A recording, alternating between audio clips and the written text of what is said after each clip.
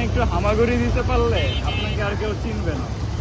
যদি টেস্টিং গায়ে মাখায় যারা নিতে বাসা পারেন। বাড়িতে দীর্ঘদিন যাবত চেষ্টা করতেছেন কেক বানানোর জন্য, কিন্তু ভালো মতো ময়দার খামি করতে পারতেছেন না, মেডিটেশনটা ঠিক মতো হচ্ছে না,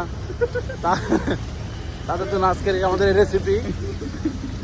দেখুন এই রাস্তার যে কাদাগুলো, চাক্কার ঘর্ষণে, মানুষের পায়ের পদচারণায় কি একটা পেস্টিং তৈরি হয়েছে। হ্যাঁ, একদম এই ঘন।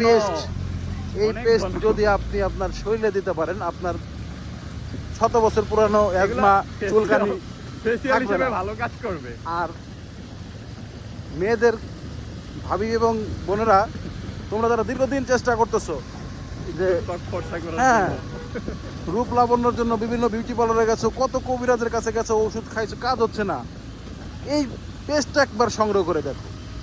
আজকে দেবে সকালে তার রেজাল্ট, রাতে দিলেই সকালে রেজাল্ট। সকালে রেজাল্ট।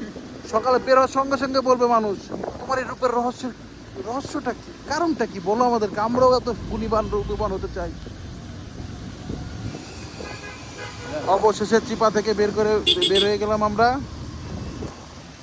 এখন আমরা কোথায় যাব? স্বস্তিপূর্ণ রাস্তায় ফিরে এসেছি। স্বস্তিপূর্ণ রাস্তায় চলে যাব। আরো একদিন দেখা হবে কোনো এক বৃষ্টির দিনে, সেই দিনে দেখার অপেক্ষায় থাকলাম। আপনাদেরকে দাওয়াত রইল, আপনারা অপেক্ষায় থাকেন। আবার নতুন কোনো খাবারের পেস্ট নিয়ে আপনাদের সামনে হাজির হবো, কোনো রেসিপি বলবো।